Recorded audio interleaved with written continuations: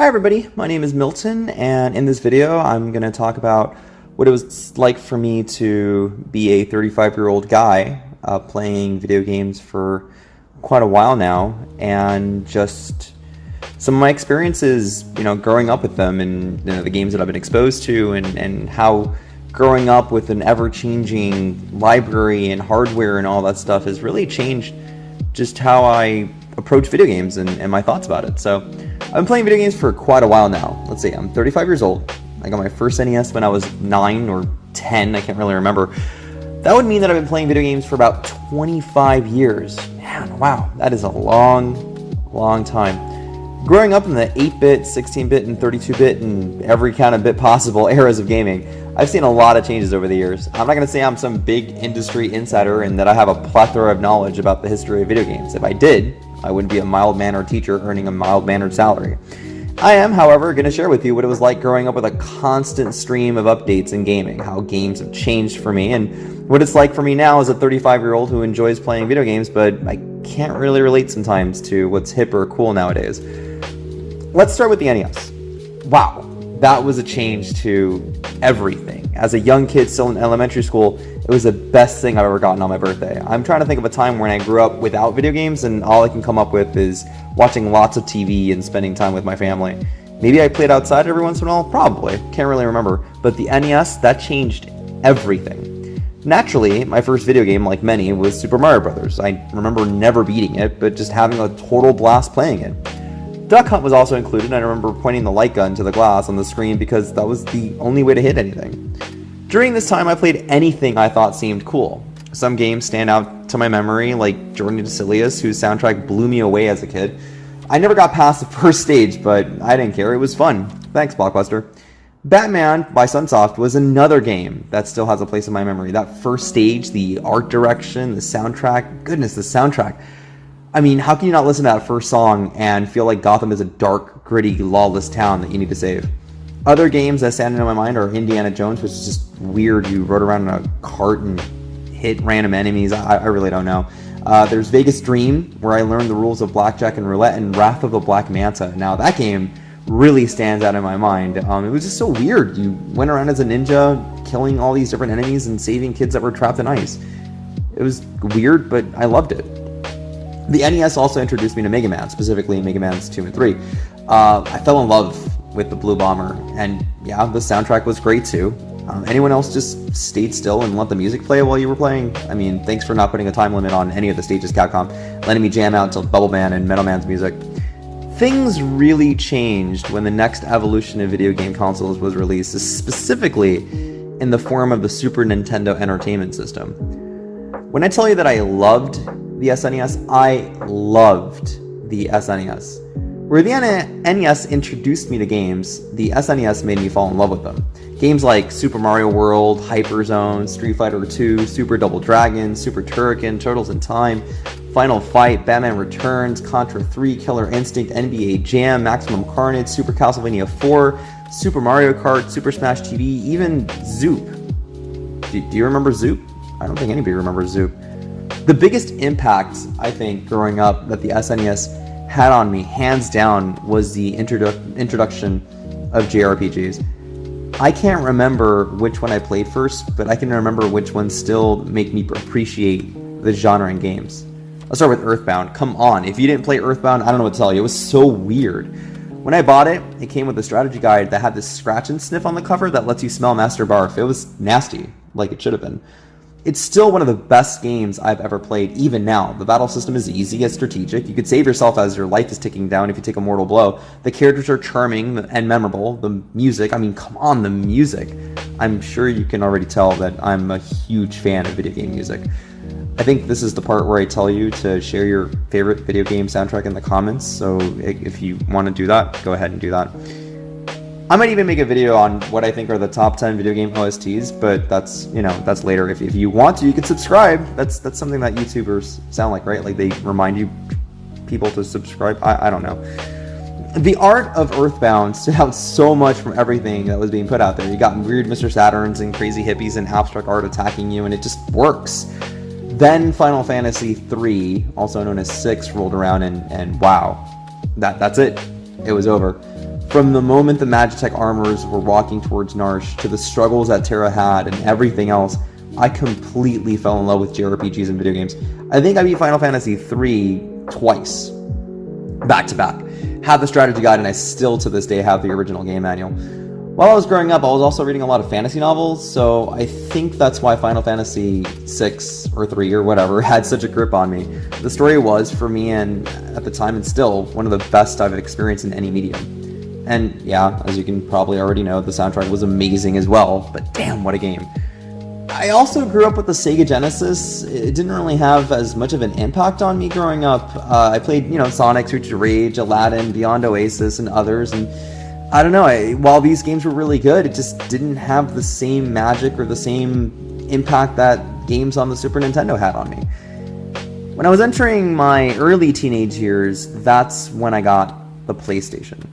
And I also got America Online, so I can finally do some research on different video games that were out there and what might be good and what might not be good. My first two games I remember for the PlayStation were Tobal No. 1 and Star Gladiator, both of them 3D fighters. I got them because they just seemed cool, and I think Tobal No. 1 at the time had a demo for Final Fantasy VII. Eventually I got into games like Ridge Racer, Spyro, Crash, and others I can't really remember right now.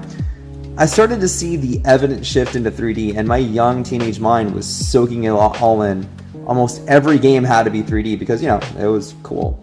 Oh, and also, I didn't own a Nintendo 64 growing up, so I guess I missed out on that. But I did have friends that did have an N64, and we all got together, and yeah, we played GoldenEye. That sounds out to me a lot growing up with video games when I was younger.